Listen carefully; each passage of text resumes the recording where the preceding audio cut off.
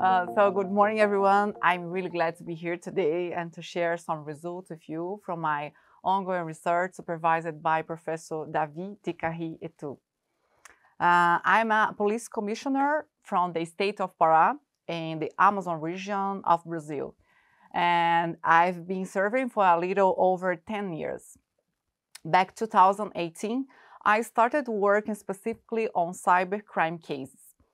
Since then, I've been involved in investigations of child abuse and exploitation, fraud, digital piracy, school attacks, and many other crimes. In the units where I worked, our job was not just investigate cybercrimes, but to understand how the crimes operate so that we could develop new investigative techniques. And we also applied this knowledge to cases that were not strictly cyber. For example, a homicide is not a cybercrime, but the suspect almost always has a cell phone or social media account. So we use technology to identify, to locate suspects, and sometimes even to find missing people. In 2021, I was invited to join the Cyber Operations Laboratory at Brazil Ministry of Justice, which is a national team of police officers from different states who lead cyber operations and provide support across the country. At the end of 2024, I decided to take a sabbatical year and to improve my English, my French, and I spent some time here in Montreal. Here, I've been revisiting some of the sensitive investigations I took part in, but now from an academic perspective, as a visiting researcher at the University of Montreal.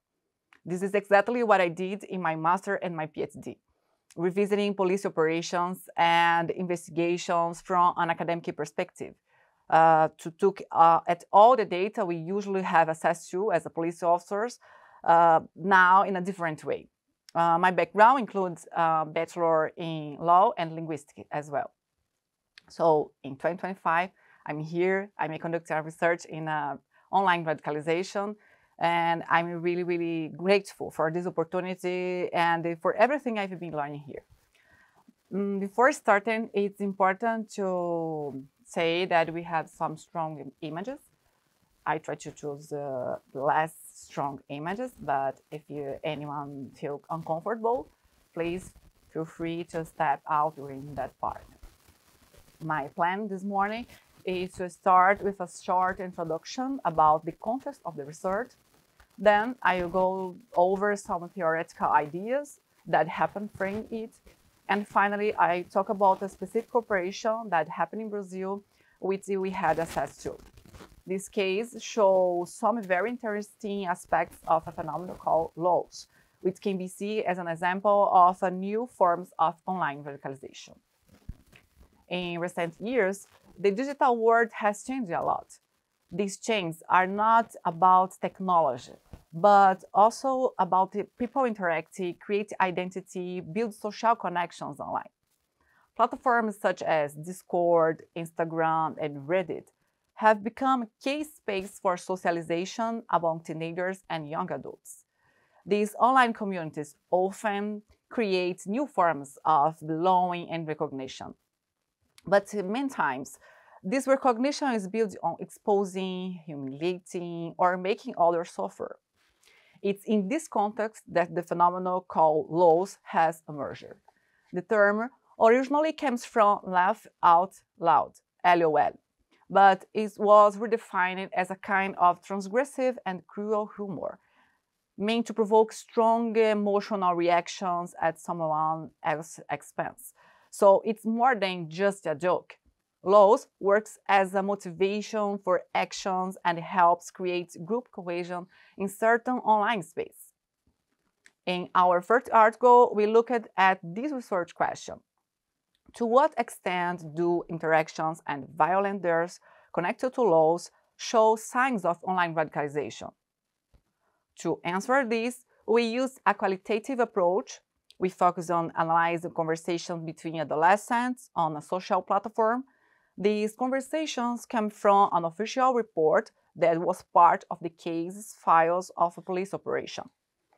This operation was carried out in 2023 by the Cyber Operations Laboratory of the Brazil Ministry of Justice, which is known as Operation Pesinos. One important issue we focused in our research was the lack of a clear agreement on what exactly online radicalization actually means. According to the report Online Radicalization, What We Know, published in 2022, scholars don't agree exactly what is or how to define this process. So, for example, some authors say radicalization is mainly cognitive, which is to say that it's the adopting of extremist beliefs to define it. Others see it is as a behavioral, leading violent acts.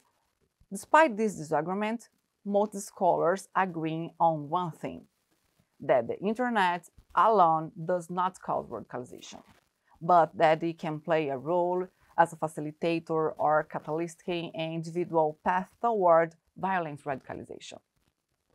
Another important point is that, according to digital criminology scholars, one key factor of digital society is the strong desire for visibility. Because of this, performance becomes a kind of language, not only in historical terms, but also in emotional and even violent ways. In this scenario, crime is no longer something to be hidden or avoided. Instead, it becomes a performative practice, a way for individuals to shape their identity, show belonging, and gain symbolic recognition in digital communities. And this happens even when these performances have a very real consequence, like the perpetration of lethal acts. To illustrate this desire for self-exhibition, Yor, in a 2012 study, examined three examples. One of them is the practice known as train surfing, where young people risk their lives by riding on the outside of moving trains, often recording their actions to share online. Here, extreme risk is turned into performance. The second example is participation in urban disturbance like the riots that happened in London in 2011. During those events, participants filmed themselves looting and committing acts of vandalism. The motivation here was to publicly show their participation, their presence in the middle of chaos, as a way of demonstrating their transgression, thus gaining recognition on certain social networks. And finally, the third example has a direct connection to the contemporary phenomenon of laws, which became known as happy slapping. This project started in South London in 2004. It involved attacking classmates or strangers in a public place, specifically to record the assaults on video and then share them through cell phones and social media platforms. With happy slapping, the assaults were not random or filmed by accident. They were planned so that they would happen in front of the camera. This shows how the need to be seen can actually push young people to do harmful things, turning violence into a kind of performance. People who join on these trends are not just breaking rules. They want to look powerful and to be seen in a digital space that reward exposure. In other words, their actions only make sense when they are shared online. In happy slapping, the aggression was direct and physical. With laws, it is also verbal, through dares, humiliation, and group performance inside digital communities. But what exactly is this thing called laws? And how did I first come across it? As I said before, since 2021, I've been working in a cyber operations laboratory in a Ministry of Justice in Brazil. And around the beginning of 2023, we started getting many reports about possible school attacks planning online. Analysts began watching groups, mostly on Discord. They saw that people often set times to meet and watch something they call laws. For example, to do laws today, laws 10 p.m., laws tomorrow. One day, when the scheduled time came, the analysts finally saw what was happening. Lows, lows, lows. All of these images then show scenes of lows. So lows can mean cutting your own body with the nickname of the server owner on Discord. Lows can also mean killing an animal, such as a frog, cat, dog. And lows can even mean killing a homeless person. In the first case here, the girl needs to drink a chemical product. Everything is lows. The first material for our research came from Operation Pessinos, a Brazilian investigation in 2023. And this operation had support from the US Embassy in Brasilia, based on a report by Homeland Security Investigations. The report had Instagram conversations, and we analyzed about 2,500 words. We chose this case because the information was public and relevant for our research. The case included Nazism and violence, including school attacks. We started our analysis by looking at words that appear many times. These words and signs show how the group taking to each other online. Some of the words we found was lows, edit, tag, hell house, the name of the group, abuse, killing, massacre, Nazi, swastika, SS, and legend. The main word is lows. It can mean a planned event, for example, to do loose or to lead the loose, but it can mean something daily, for example, lows every day, or even talk about past events. I need to see my ex lows. Okay, it's important to say that even if we found different meanings in the dialogues, everything goes back to lows. Everything is for the lows and because of the lows. The edit shows lows, and the game is for the lows, and the group Hell House is the space to share lows. In short analysis, we met the description found in Encyclopedia Dramatica, a platform created and edited by users back in 2004. They wrote, "In the beginning was the laws, and the laws was with God, and the laws was God. He was with God in the beginning. Through him, all trollings are made. Without him, nothing was trolled that has been trolled. In him was drama, and the drama was the light of all mankind. The light shines in the darkness, and the darkness has not overcome it."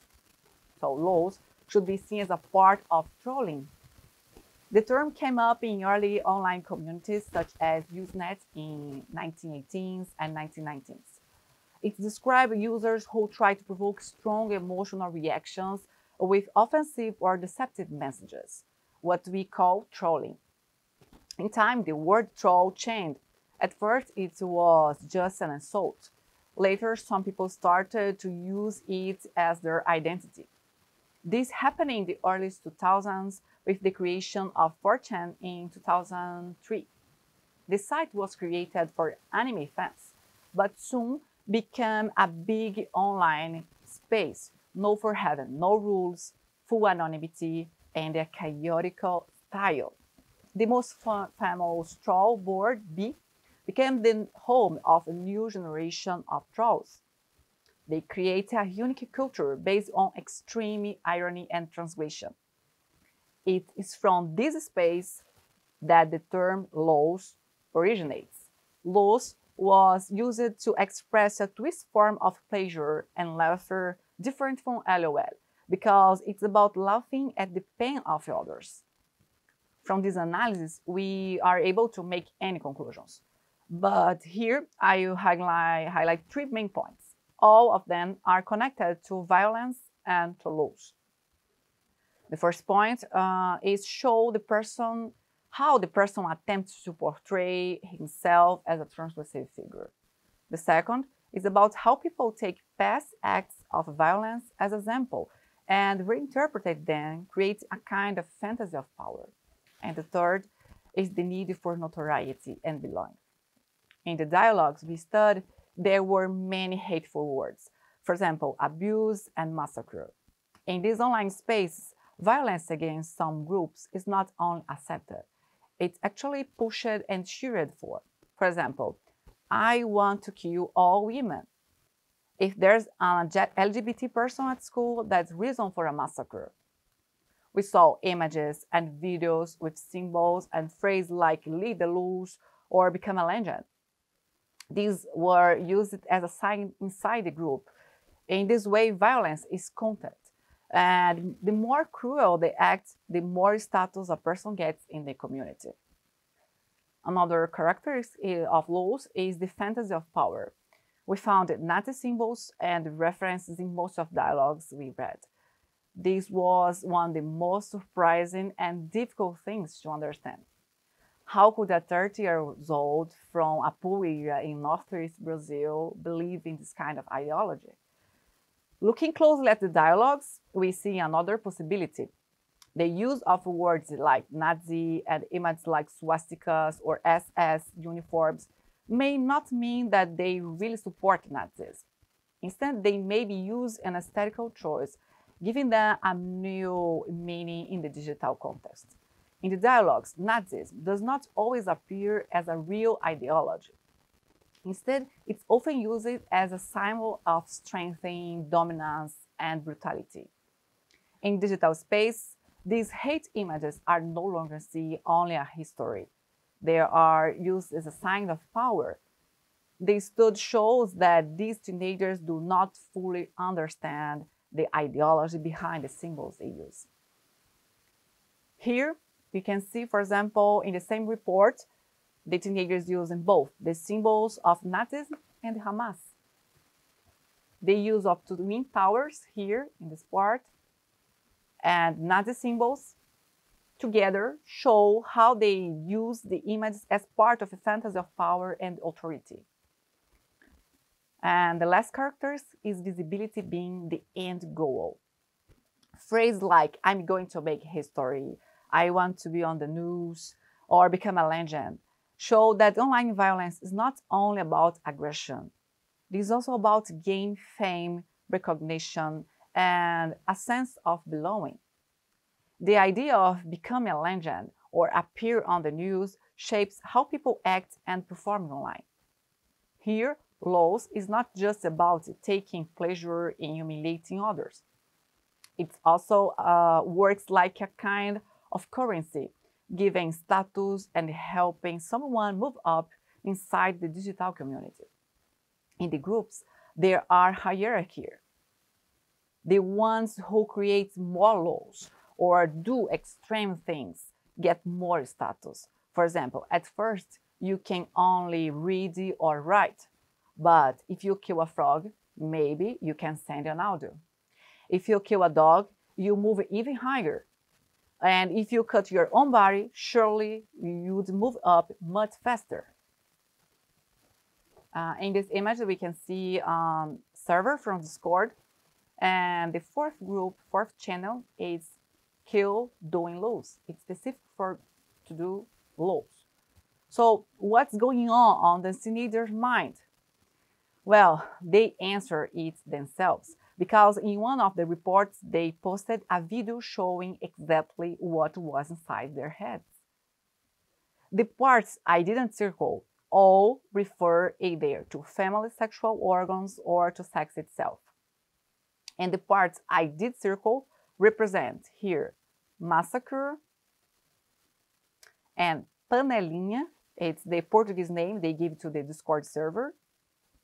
Gore, and the big part, Hell House, which is the name of the group they participate in.